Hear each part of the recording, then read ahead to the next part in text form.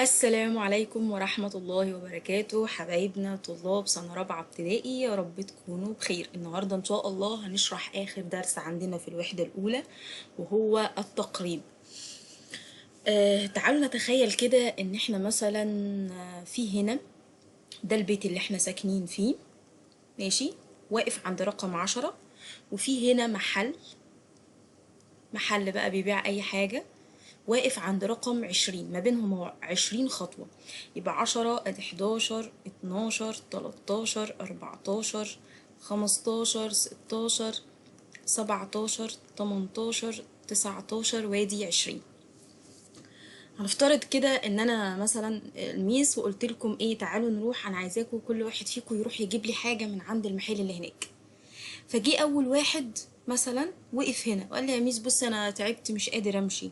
هقول له لا، انا الاحسن ليك بقى انك ترجع تاني في المكان اللي انت كنت واقف فيه، اللي هو احنا هنا ده المكان الاصلي بتاعنا، ولا اقول له قدم وروح للمحل بقى هناك. طبعا اكيد ان انا لازم ارجعه لمكانه الاصلي. ليه؟ لان هو عشان يرجع للمكان الاصلي يبقى فاضل له خطوه واحده بس، لكن عشان يروح للمحل هناك هيبقى قدامه 9 خطوات. يبقى هو لو واقف عند ال11 هقول له اقرب لك ارجع مكانك احسن. طب لو هو واقف عند ال12 هقول له برضو اقرب لك ارجع مكانك احسن، عشان هتمشي بس خطوتين، لكن عشان تروح للمحل يبقى انت هتمشي 8 خطوات. طب لو واحد وقف عنده ال13 وتعب وقال لي يا ميس انا خلاص انا كده اخري، هقول له احسن لك اعمل ايه، اقرب لك اعمل ايه، هقول له لا اقرب لك يبقى روح لمكانك الاصلي احسن، ارجع تاني عند مين، عند ال10. طب لو واقف عند الواحد واقف عند ال14 هقول له نفس الكلام، انت عشان ترجع مكانك الاصلي هتمشي 4 خطوات، لكن عشان تروح لحد المحل يبقى انت هتمشي 6 خطوات. يبقى الاحسن لك ان انت ترجع لمكانك الايه الاصلي. يبقى ال11 وال12 وال13 وال14 كانوا اقرب لهم ان هم يروحوا للمكان الاصلي عند ال10. طب لو واحد وقف عند ال15 ده واقف في النص بالظبط، 5 خطوات يرجع لمكانه الأصلي، 5 خطوات يروح للمحل. وطالما هنا زي هنا يبقى الأحسن له اللي هو يتقدم بدل ما يرجع تاني زي ما كان، طالما هي نفس الخطوات. يبقى لو واقف عند ال15 أقول له لأ ده أنت قدم لهناك أحسن، روح وقف عند ال20. طب لو واحد وقف عند ال16 بصوا كده، لأ ده ال16 أقرب لها إنها تروح عند ال20 أقرب من ال10، عشان لو راحت عند ال10 هترجع 6 خطوات، عشان تكمل ال20 هتمشي 4 بس. طب لو واحد واقف عند ال17 برافو، في ناس هتقولي أقرب له ل20. طب وال18 برضو أقرب له ل20، وال19 برضو أقرب له لمين، لل20. يبقى أنا الخطوات اللي عندي اتقسمت نصين، نص أقرب لها رجع لمكانه الأصلي اللي هو ال10، والنص تاني راح لمين، لل20. طب تعالوا كده نمشي واحدة واحدة. ال11 وال12 وال13 وال14 دول أقرب لهم يرجعوا لمكانهم الأصلي اللي هو مين، ال10. طب بعد ال14 ال15 وال16 وال17 وال18 وال19 دول كان الأقرب ليهم والأحسن ليهم إن هم يروحوا لمين، لل20. تعالوا نبص كده على خانة العشرات، ما هي الأرقام دي كلها ايه المتشابه ما بينها، ان العشرات بتاعتها واحد، يعني ده واحد في العشرات والأحاد واحد، ده واحد في العشرات والأحاد 2، وهكذا. ده واحد في العشرات واحد في العشرات واحد في العشرات واحد في العشرات، وده برضو واحد في العشرات واحد في العشرات واحد في العشرات واحد في العشرات واحد في العشرات. اللي حصل هنا ان العشرات في المرة دي فضلت زي ما هي واحد زي دول كلهم، والعشرات هنا زادت واحد، بدل ما هي واحد بقت 2. طيب دول نعلمهم ازاي يا مس؟ لو انا لقيت واقف قدام خانة العشرات 1 أو 2 أو 3 أو 4، دي بنسميها أعداد بخيلة. يعني ايه أعداد بخيلة؟ يعني ما بتدينيش حاجة، بتمشي بس بتسيبني زي ما أنا. يعني هنا خانة العشرات فضلت زي ما هي واحد، والواحد اللي قدامها مشي وحطينا مكانها 0، عشان كده أقرب لها ل10. طب وال12 برضو الواحد فضل زي ما هو واحد، والاتنين دي مشيت وبقى أقرب لها ل10. ال13 نفس الكلام، الواحد فضل زي ما هو والتلاتة مشيت وبقت أقرب لها ل10. طيب ال15 وال16 وال17 وال18 وال19 دول كلهم كانوا أقرب لل20. طب ايه الفرق ما بين دول ودول؟ إن هنا كان قدام رقم أو خانة الأحاد 5 و6 وسبعة وتمانية وتسعة، عشان كده بنسمي دول أعداد كريمة. يعني ايه بقى أعداد كريمة؟ يعني أعداد لو واقفة قدامي تزودني واحد. يبقى هي الأعداد الكريمة الخمسة والستة والسبعة والتمانية والتسعة، والأعداد دي كريمة يعني بتزود لي واحد. أما الأعداد البخيلة الصفر والواحد والاتنين والتلاتة والأربعة، دي ما بتزودنيش أي حاجة. طب يا ميس أنا حاسس برضو إن الفكرة مش واصلالي أوي. تعالوا نبص كده هنا، هيديني رقم مثلا أنا عايزة أقرب أول حاجة لأقرب 10. زي ما أنا كنت بقرب هنا، أنا مسكت خانة العشرات، مرة سبتها عشرات زي ما هي واحد، مرة زودتها واحد بقت 20. لو أنا عايزة أقرب 37 لأقرب 10، فبعمل إيه؟ بصوا كده، أنا بمسك خانة العشرات. فين خانة العشرات اللي عندي؟ اللي هي التلاتة، هي دي التلاتة. وابص على اللي واقف قدامها القريب منها، ده كريم ولا بخيل؟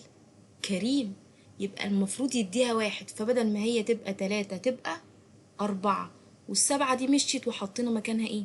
صفر. كأني بقول ال37 دي أقرب لمين في العشرات؟ أقرب لل30 ولا أقرب لل40؟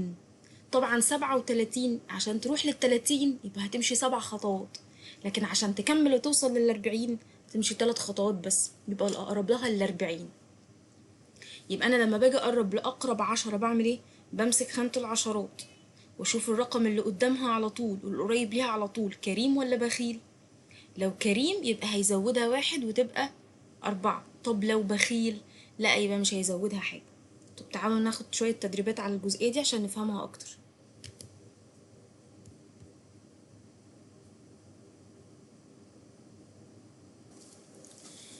بيقول لي هنا قرب لأقرب 10. احنا اتفقنا احنا دلوقتي بنقرب على حسب قاعدة التقريب. احنا عندنا التقريب هناخد ليه طريقتين. أول طريقة اللي هي قاعدة التقريب، اللي هي ايه قاعدة التقريب؟ اللي هو الأعداد الكريمة والبخيلة اللي احنا لسه قايلينها. وتاني طريقة استراتيجية نقطة المنتصف. طبعا المشهور واللي بيجي أكتر في الامتحان هو قاعدة التقريب. طيب هو هنا بيقول لي قرب لأقرب 10، يبقى زي ما احنا ما اتفقنا كده أنا همسك الاتنين اللي هي خانة العشرات وهبص على اللي قبلها، لقيت اللي قبلها 5. الخمسة دي من الأعداد الإيه؟ الكريمة، يبقى هتدي للاتنين واحد، فبدل ما هي 2 تبقى 3. والخمسة طالما مشيت يبقى هحط مكانها ايه؟ صفر، لان انا بقول عايزة اقرب لاقرب 10، يعني انا عايزة بدايتي تبقى خانة العشرات، مش عايزة الخانة اللي قبلها. اي حاجة قبلها بعمل فيها ايه؟ بمشيها، كأني واقفة في طابور. انا عايزة اقرب لاقرب 10، يبقى انا خانة العشرات، عاوزة اوصل للطابور، يبقى اي حاجة قدامي تمشي علشان انا يبقى عليا الدور. طب انا عايزة اقوله ان ال25 دي اقرب لها ال30. كلمة اقرب لها او بتساوي تقريبا بنعملها كده يساوي، بس بنيجي عند يساوي اللي فوق بنعمل لها العلامة دي، كأني بقول هي مش يساوي قوي، يعني هي تقريبا 30. يبقى العلامة دي كده اسمها يساوي تقريبا. وطبعا في ناس ممكن تحسبها بدماغها تقولي ال25 يا ميس يعني ما بين ال20 وال30 دي اللي في النص بالظبط، يبقى اقرب لها انها تروح لل30. طيب نيجي هنا ال34، برضو هنمسك خانة العشرات. اشمعنى خانة العشرات؟ عشان هو قال لي قرب لأقرب 10. التلاتة هبص على اللي قبلها لقيتها 4، والأربعة دي بخيلة ما بتديش حاجة، يبقى خانة العشرات هتفضل زي ما هي، يبقى دي 30. وبرضو اللي هيحسبها بدماغها ال34 ما بين ال30 وال40، بس هي بعدت عن ال30 بس 4 خطوات، لكن فاضلها كام عشان توصل لل40؟ 6، يبقى الأقرب لها ال30. نفس الكلام المسألة اللي بعدها ال78، همسك السبعة عشان دي خانة العشرات، هبص على اللي قدامها لقيتها 8. ال8 كريمة تديها واحد، فبدل ما هي 7 تبقى 8، وال8 اللي قدامها بتمشي بحط مكانها صفر. طيب ال91 باينة قوي، دي بعيدة عن ال90 بخطوة واحدة، يبقى أقرب لها ال90. يبقى أنا لو مسكت خانة العشرات اللي هتسعة هبص على اللي قدامها الاقيها واحد، بخيل مش هيديها حاجة، تفضل زي ما هي 9، والواحد أحط مكانه صفر. طيب نيجي نبص على المسألة اللي بعدها. ايه ده يا ميس دي فيها أرقام كتير، انت قايله لنا 10. أيوة عادي 10، أدي أحاد عشرات، خانة العشرات اللي هي الواحد. ببص على اللي قدامها الستة، الستة كريمة تديها واحد، بدل ما هو واحد يبقى اتنين، والستة مشيت وحطينا مكانها صفر.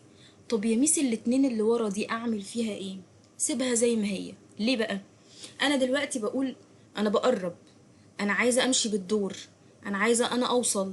لو انا جيت وصلت ايه اللي بيحصل؟ لو انا ماشية في طابور كل اللي قدامي بيمشوا عشان انا اعرف اوصل، لكن اللي ورايا مش فارقين معايا، انا ماليش دعوة. انا عشان انا اوصل محتاجة اللي قدامي هم اللي يمشوا، لكن اللي ورايا ماليش دعوة بيهم، مش هيأثروا اصلا معايا في الموضوع. عشان كده بنزل اللي بره زي ما هو. طيب اللي بعدها فين خانة العشرات؟ ادي احاد عشرات الاربعة. هبص على اللي قدامها، انا عايزة امشيها، يبقى احط مكانها صفر. طب هي كريمة ولا بخيلة؟ لا دي بخيلة، مش هتزودني حاجة، يبقى هتفضل الاربعة زي ما هي. بعد كده انزل الخمسة والتلاتة. يبقى كده ده تقريب لأقرب ايه؟ 10. طب لو قال لي قرب لأقرب 100، تعالوا كده نشوف الأسئلة دي. طيب هو هنا بيقول لي قرب لأقرب 100. هو لما يجي يقول لي قرب لأقرب 10 فأنا بمسك خانة العشرات، يبقى لما يجي يقول لي قرب لأقرب 100 يبقى أنا بمسك خانة مين؟ المئات. طيب تعالوا نبص كده واحدة واحدة.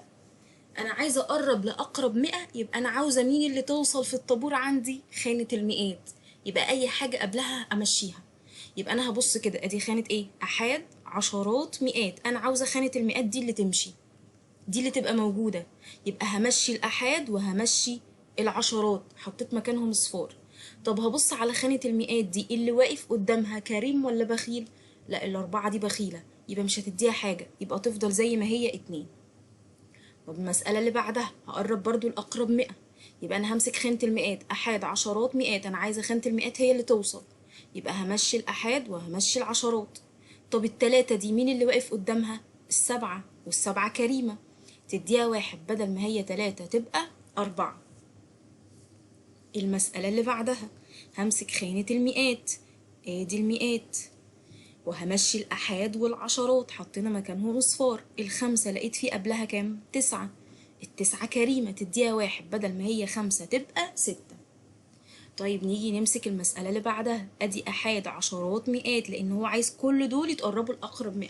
يبقى أنا عايزة خانة المئات توصل، فبمشي الأحاد وأحط مكانها صفر، وأمشي العشرات وأحط مكانها صفر. طب التمانية في قبلها كام؟ 1، والواحد ده بخيل مش هيديها حاجة، يبقى تفضل زي ما هي 8.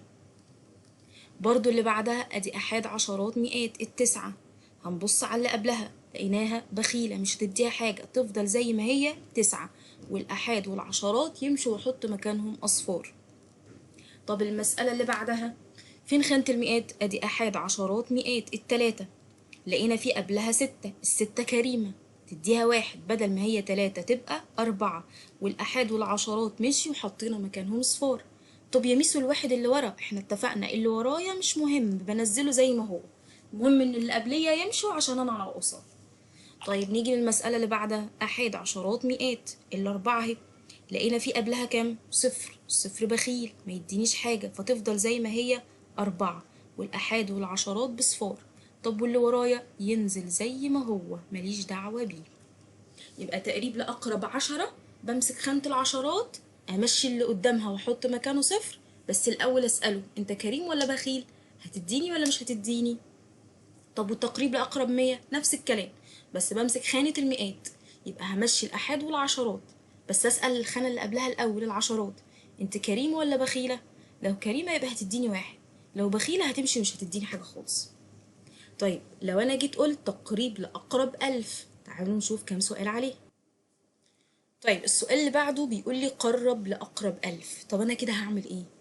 في التقريب لأقرب 10 كنا بنمسك العشرة وبنمشي الأحاد ونحط مكانها صفر. في التقريب لأقرب 100 يبقى أنا بمسك المئات وبمشي الأحاد والعشرات وأحط مكانهم صفار. يبقى في التقريب لأقرب 1000، أيوة أنا عارفة إن في ناس شاطرة وهي بتتفرج هتقولي يبقى إحنا هنمسك خانة الألوف أو خانة أحاد الألوف. يبقى أنا هنا في التقريب لأقرب 1000 همسك خانة أحاد الألوف، أدي أحاد عشرات مئات وأدي أحاد الألوف اللي هي الاتنين. طب همشي مين عشان هي توصل؟ يبقى همشي التلات أرقام اللي قبلها، بيت الوحدة كله، يبقى هحط التلات أصفار. طب الاتنين دي مين القريب ليها على طول؟ الأربعة، الأربعة كريمة ولا بخيلة؟ بخيلة مش هتديها حاجة، تفضل زي ما هي 2. طب يا ميس ما هي ال5 كريمة، أنا ماليش دعوة، أنا ليا دعوة باللي واقف قدامي على طول. اللي واقف قدامي على طول هو ده اللي قريب مني، هو ده اللي بيديني أو ما بيدينيش، ماليش دعوة بالبعاد. طيب المسألة اللي بعدها برضو نفس الكلام، فين خانة أحاد الألوف؟ ال9، يبقى همشي الأحاد والعشرات والمئات وأحط مكانهم صفار. طب ال9 مين قبلها؟ ال3، وال3 بخيلة مش هتديها حاجة، فتفضل زي ما هي 9. طب السؤال اللي بعده، فين خانة أحاد الألوف؟ ال4. طب ال4 لقيت فيه قبلها كام؟ 9، وال9 كريمة تديها 1، فبدل ما هي 4 تبقى 5. طب وقدامها الأحاد والعشرات والمئات مشيوا، فحطينا مكانهم أصفار. نيجي للسؤال اللي بعده، أنا همسك هنا خانة إيه؟ أحاد الألوف، يبقى الواحد خلي بالكم مين اللي قبلها؟ ال8 كريمة بتديه 1، بدل ما هو 1 يبقى 2، واللي قبلها مشيوا وحطينا مكانهم أصفار. طب والستة اللي ورايا دي ما ننساهاش، دي مش هتفرق معايا فبنزلها زي ما هي.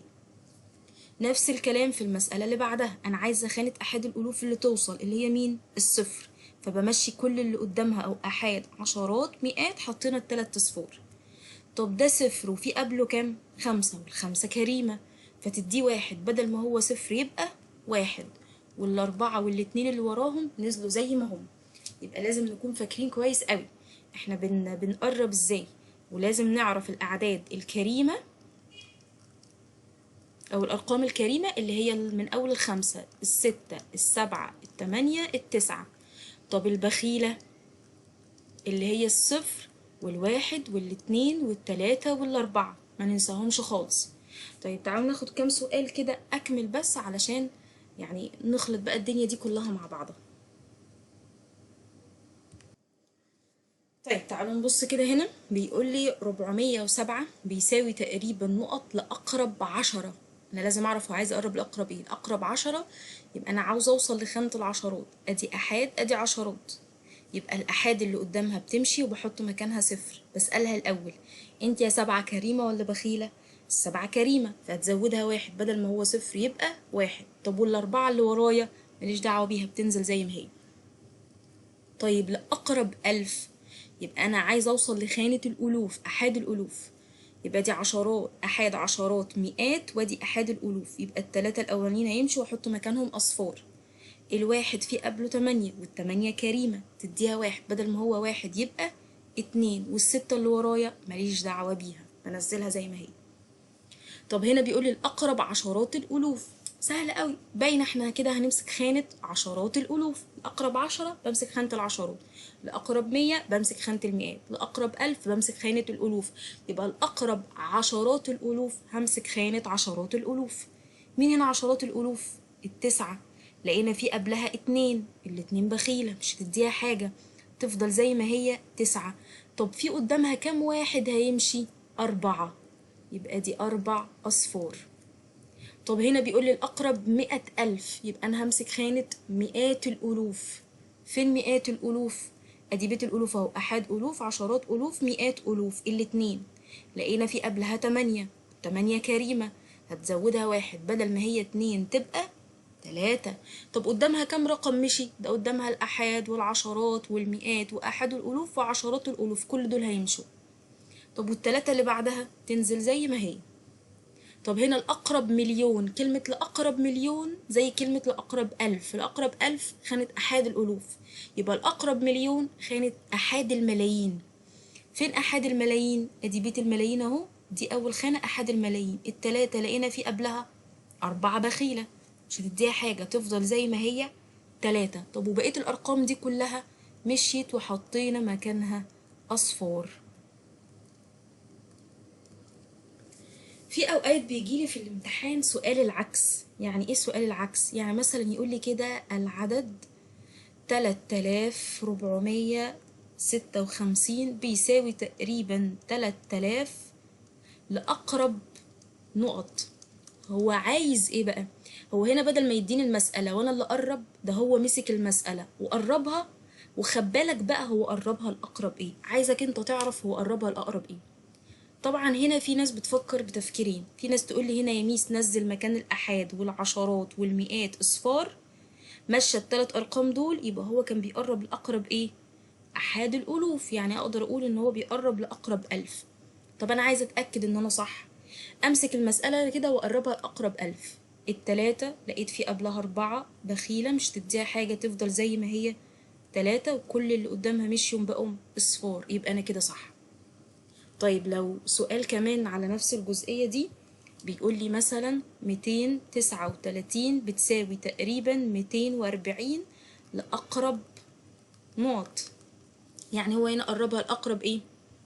برافو، في ناس هتبص تقول لي ده هو في صفر بس، يبقى قرب لأقرب 10. صح، لأن هو مشى التسعة بس وحط مكانها صفر، يبقى هو كان بيتكلم على خانة مين؟ العشرات، يبقى هو قرب لأقرب 10. في الغالب لما بنلاقي صفر واحد يبقى هو بيقرب لأقرب 10، صفرين يبقى بيقرب لأقرب 100، 3 أصفار بيقرب لأقرب 1000، وهكذا.